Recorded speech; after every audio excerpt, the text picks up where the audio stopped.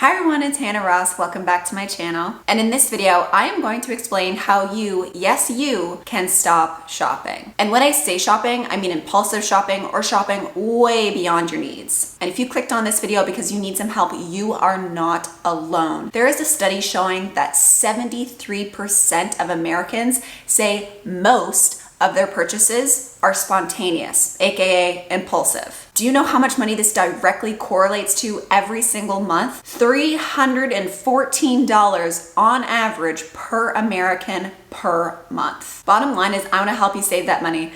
Just like Little Dicky Says, that's actually one of my favorite songs. I love that rap song. Anyways, enough jokes. Let's get into these tangible tips. Some of them you're going to have heard time and time again, but they are worth noting. Some of these are really outside the box and get you thinking in a completely different way. And I am going to start with those oddball ones. To me, they relate more to the mind, to the spirit. So let's get into our first tip. The first way you can limit your shopping is by stop thinking that the world revolves around you. Trust me, the more you think about yourself, the more you will spend on yourself. The more you are consumed with your own life, your own image, the more you will spend to maintain that lifestyle and that image. You will shop more on yourself. So if you can really work on that thought pattern that the world revolves around you, that's a great place to start if you want to stop shopping. Next up, spend more time with the people that you love. The more you do this, the more you get connected, the stronger interpersonal relationships you have, the less you're going to be thinking about yourself. It's like magic, where the more you spend time with your close loved ones, money stops becoming this like self-indulgent thing and starts being the exact opposite. You'll see your spirit of generosity, of giving, like really start to increase. And plus, you're not isolated, you're not alone. You probably won't be using shopping as a coping mechanism as much. This tip could also include getting connected with your community, maybe taking a volunteer position. That will also help to strengthen this feeling of giving back, of self-service, of not wanting to spend that money on you, of wanting that money to go somewhere else. Another way to stop shopping is to find what really bothers your ego and challenge it. And I mean this in a financial sense. The best way that I can explain this is through an example.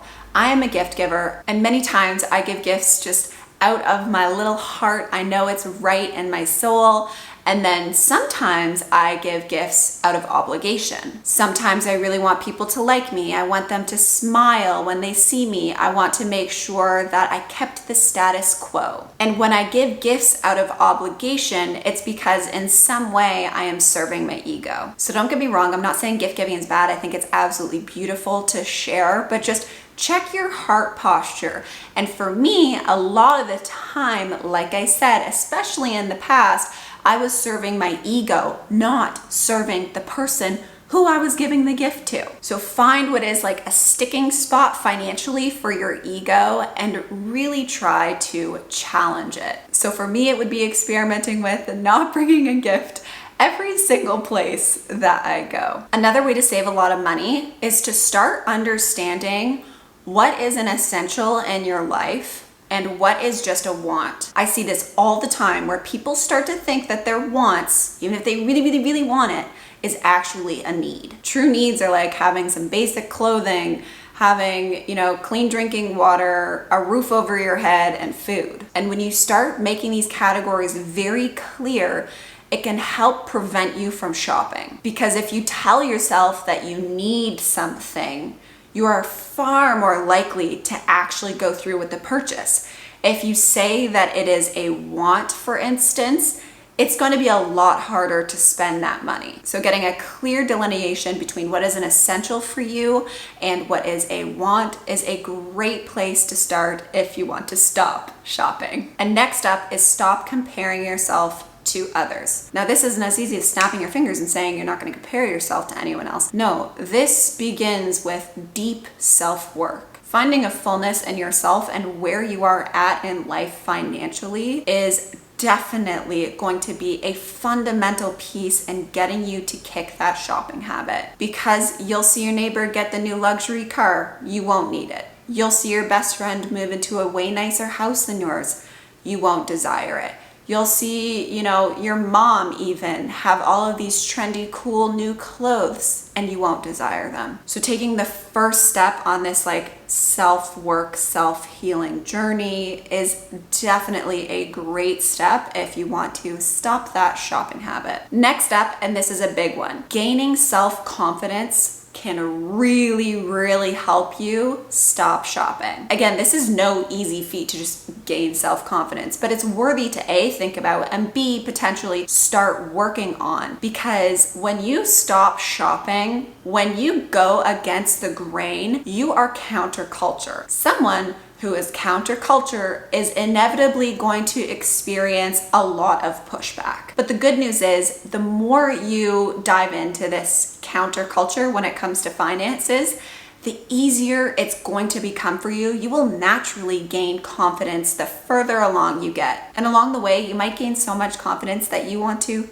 share what you've learned. You want to share how you have been able to stop your shopping habits. So the out of the box tips now are out of the way, and let's move on to the next category, which are these things that you can physically do that are very tangible and actionable. So number one, do not fall into the trap of buy now, pay later. Now, I don't know everyone's circumstances, and some people might actually need this. It might be a necessity, but if it is within your power whatsoever, or you are spending on things that you do not need, avoid buy now, pay later. To me, it's nothing short of like a mental trap. You think, oh, I just am gonna pay $15 for X amount of months.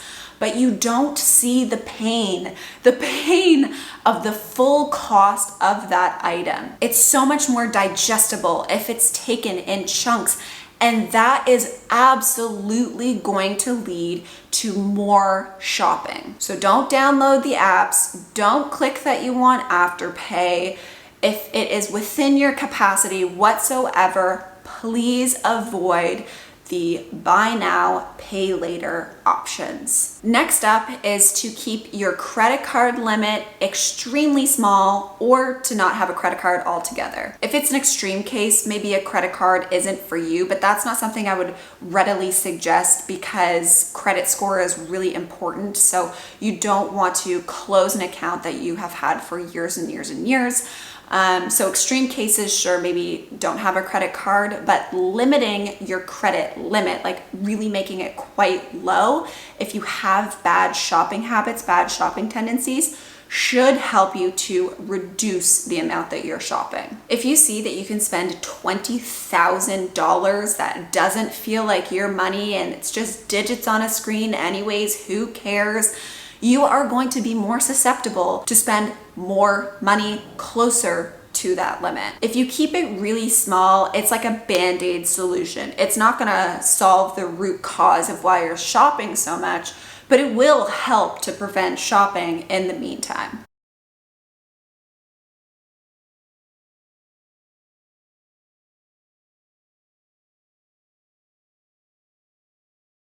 Next up, this is coming at it from a different perspective, but it is very easy, and that is just to write out your savings goals and put it somewhere that is clearly visible to you. There might be a chance that you keep this in your mind when you are doing that shopping. I would go so far to say that if you put it on a sticky note, you can even take it with you and put it on your wallet when you go shopping. If it's at home, you can put it next to your computer, so if you're online browsing, it might prevent you from shopping. Whatever the goal may be, make sure to just make it reasonable, attainable, but the most important thing is to make it visible. It could be another line of defense for you to stop that shopping habit. Next up is to delete yourself off email lists. I know you have heard this one time and time again, but just right now, stop this video, pause it, set a date that has, life admin events on it, and go through your emails and not only delete ones that are just marketing emails, but go and unsubscribe from all of these places that you have chosen or not chosen to sign up for their newsletters, for their marketing. It is a pain, but it is so worth it, because These things work. They spend money on advertising for a reason. It works. If you weren't even thinking about new makeup and then poof, you get an email on your phone that says Sephora is having a sale, you are so much more likely to go and spend this money that you would not have otherwise. So delete all your previous emails just to clear the house and unsubscribe from all of these mailing lists. Probably one of the biggest tangible tips: delete or severely limit your use of social media accounts. So we did already talk about that comparison piece, and of course that is huge on social media, but I am also talking about just the sheer volume, the amount of advertisements that you are going to come across on these social media platforms. Not to mention that the algorithm has found the perfect product for you to get you to spend money. So it is totally okay to delete your accounts, to pause your accounts, make them null and void for a little while, or to severely limit your usage on these social media platforms. You have to think about it from the advertiser's perspective. These are the perfect platforms to get you to buy. People are on them constantly. It is as easy to buy as a click. People have more than one social media platforms. They have the algorithm on their side. It is very hard to put up your defenses against all of that advertising. So my suggestion, like I said, would just to be quit, limit, reduce. This is a simple one, but it's just to delete any apps. Any and all apps that relate to shopping whatsoever. In my opinion, there is no reason to have these apps for stores.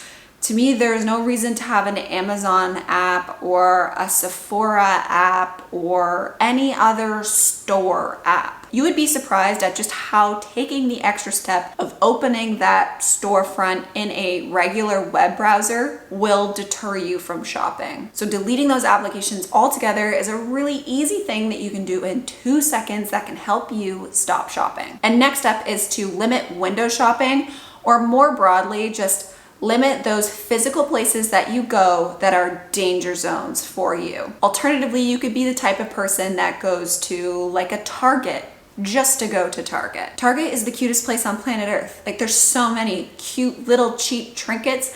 That again is such a danger zone, at least for someone like me. If you put yourself willingly in that scenario, it is so much more likely that you are going to shop. So instead of going to Target just to go to Target, you could go to Target only when you need things from Target.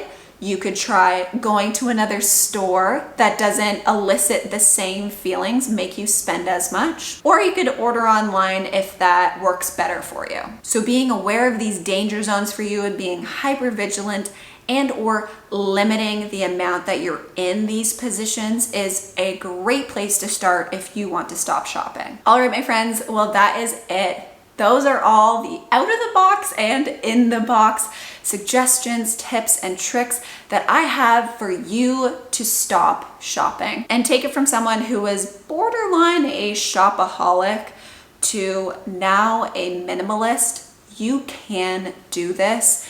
It is going to take a lot of hard work, but it is so worth it, and any habit can be broken, including a really strong shopping habit. So all of these tips are not going to be applicable to every single person, but I do hope that you found some value in this video and at least one tip really resonated with you. If you did happen to get value out of this video, feel free to give it a like.